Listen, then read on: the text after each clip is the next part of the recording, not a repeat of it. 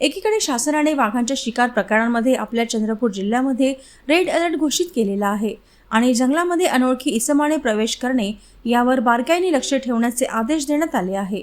मात्र नागभीड तालुक्यातील बाळापूर येथील वनविकास महामंडळाने जंगलामध्ये बांबू कटाईच्या कामाकरिता जंगल परिसरातील वाघाच्या वास्तव्याच्या ठिकाणीच बाहेर राज्यातील टोळीला महिनाभरापासून दिवस रात्र राहण्याची परवानगी दिली असल्याची बाब उजेडात आली आहे। राज्याबाहेरील बहेलिया टोळी वाघांची शिकार करतात असे प्रकरण नुकतेच जिल्ह्यात उघडकीस आले आहे।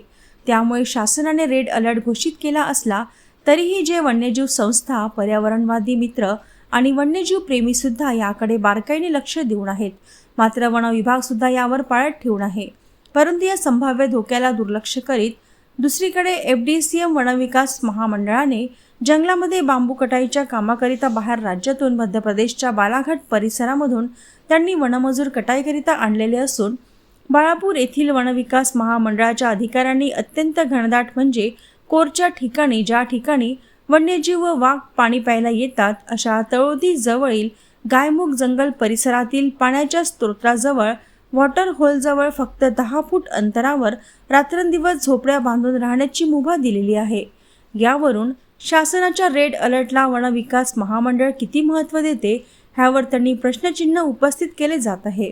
अत्यंत धोकादायक स्थितीतील रेड अलर्टला दुर्लक्षित करून ज्या ठिकाणी रोज वाघ पाणी प्यायला येतात त्यामुळे धोका निर्माण होण्याची शक्यता वर्तविली जात आहे।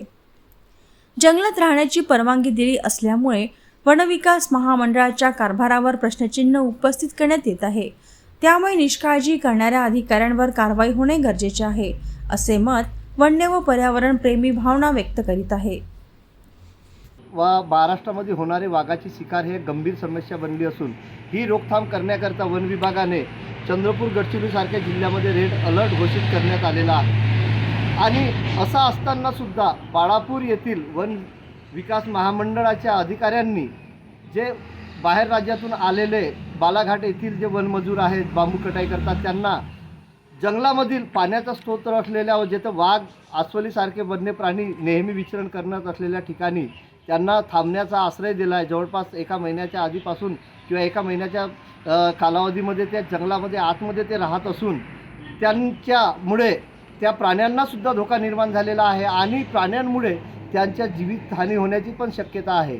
तर अशा पद्धतीने कोणत्याही अधिकाऱ्याने जी कारवाई केली ती जे निष्काळजीपणा केला यावर वन विभागाने व इतर वरिष्ठ अधिकाऱ्याने लक्ष देऊन त्या अधिकाऱ्यावर कारवाई करायला हवी आणि त्या जे अशा पद्धतीने जंगलामध्ये राहतात त्यांच्यावर कारवाई व्हायला पाहिजे।